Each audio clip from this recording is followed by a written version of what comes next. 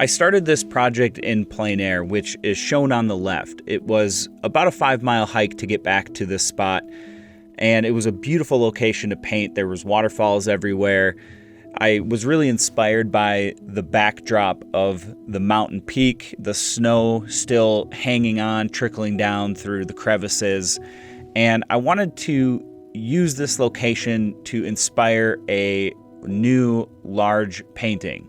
So the on-location portion of this project was merely meant to be a way for me to lay the foundation of my ideas and where I wanted to go with this. I wanted to create a dramatic sense of light, something that wasn't really there. It was a very bright and blue sky day, but I had a vision for something with the light coming through from the right, maybe a waterfall down below, and the plein air was meant to really just capture that bit of inspiration that I had in the moment. So I used this plein air study as well as a couple photos that I took as reference for me to begin this next piece. Now this next painting is another 8x10, the same size, and I really want it to serve as a stepping stone to eventually a larger painting, maybe a 30x40, 36x48, something around that size. So this piece is meant to take this idea that I had and bring it to fruition. Meaning I want to accurately capture the lighting, the contrast, the composition, and the overall feel for this idea that I had. Once I sketched out the composition with some thinned down burnt sienna and laid the groundwork for some of the shadows as well as the highlights, I moved up to the top in the sky and began to work my way through. Now I'm using Gamblin artist oil paints with a little bit of Liquin Original as well as Liquin Impasto. And the majority of this painting is painted wet and wet over the course of several days. But I use mainly just ultramarine blue, burnt sienna, some cad orange, yellow, and quinacridone magenta.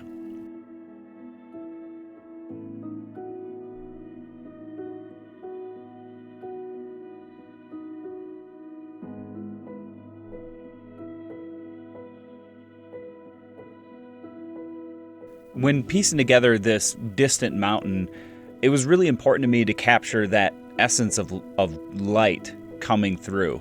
And the photo that I took at the time when I was there had some of that light that I wanted to capture. It had some of the highlights against the rocks and the snow. And so I used that and then emphasized the areas around that to create sort of a glow and really build a sense of atmosphere between that mountain and the foreground.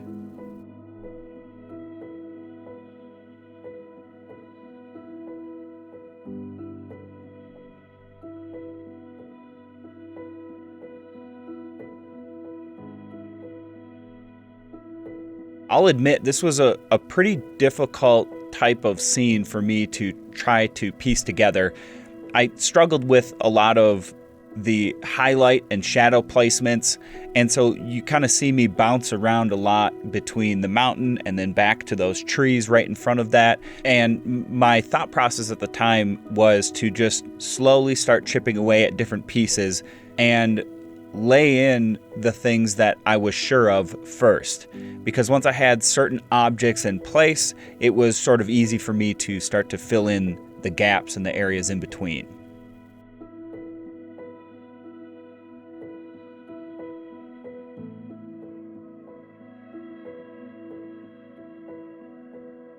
I also really wanted to try and bring out a lot of color in this piece, so I used some bright green for those trees, and it actually wasn't green. I used yellow combined with burnt sienna and ultramarine blue to create sort of like a muted gray, and then mixed in a little bit of that yellow to create that lime green. And then I added some white to brighten it up to create a little bit of highlight. So I don't actually use green when painting landscapes. It's really just yellow and gray.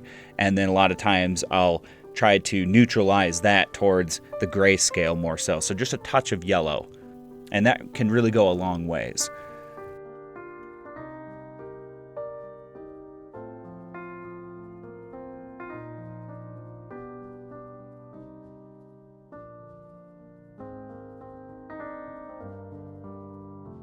The mid-section of this painting was definitely a challenge for me as well.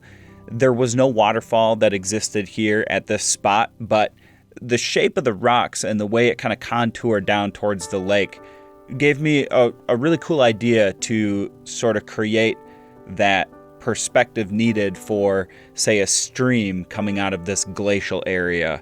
And then I wanted it to drop down into the water below.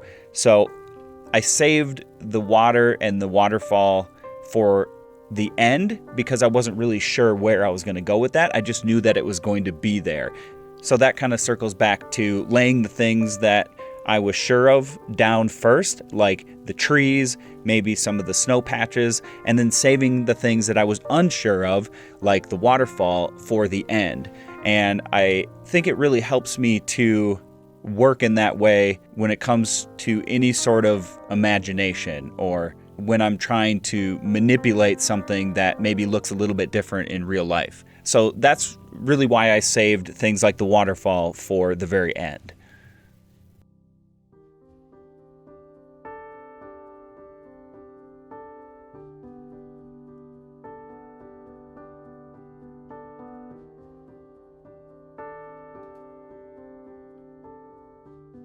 The rocks and the trees, those small trees, are fairly easy. You know, you can't really go wrong as long as you are focused on the light aspect and the color and contrast.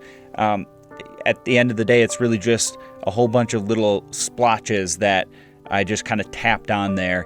And if maybe something turned out too bright or too dark, I would just mix the color appropriately and then just try to change it. And I would just continue to work things like the rocks until they looked somewhat decent to me. And also when it came to the rocks, I tried not to let myself get stuck on anything. If something maybe looked close but not quite there, I just went ahead and moved on. And I especially did that when I moved to the foreground. I really was unsure of a lot of that mid-section that I just worked on. And so I just said, you know what, just leave it, move to the foreground, and then perhaps it'll come to me at a later time, which I really feel worked out for me. And I think that's a good piece of advice, is to just move on if you don't know. And perhaps by finishing other parts of the painting, it can help you sort of conceptualize that idea in your head, or maybe give you an idea of how to work the brush or the paint in such a way that that area you struggled with, kind of comes together in the end.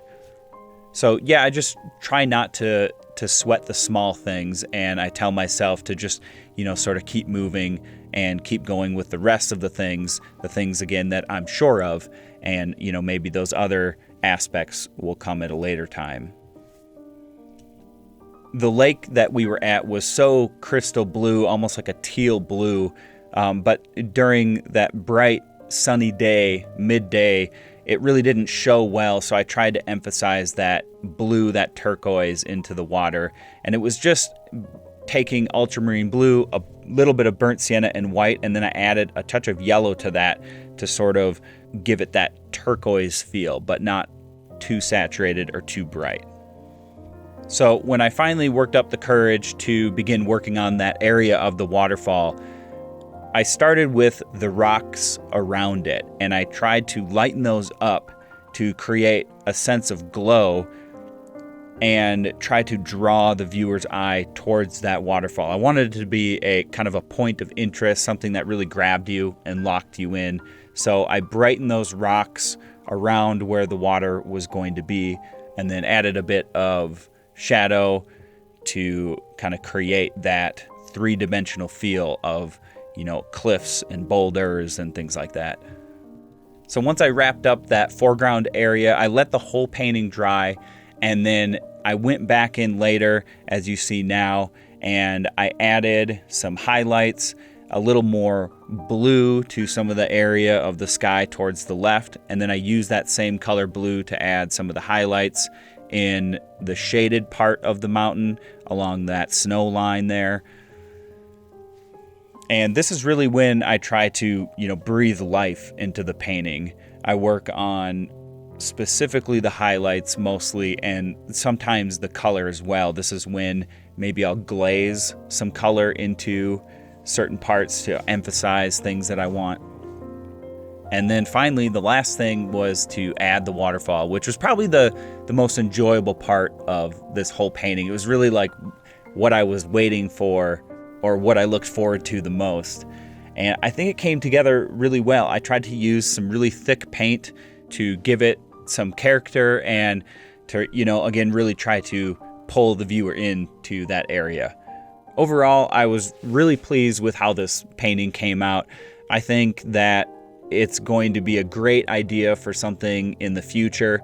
I might do another painting from this location where we were at and try to maybe give myself more food for thought to work with as I start thinking about, perhaps a larger painting. But I really enjoy working on location. I'm definitely going to be doing that more in the future. It's really a way for me to gain something that I would normally not be able to in the studio. So I hope you enjoyed, and I look forward to sharing more about this project and others alike in the future. Thanks for watching.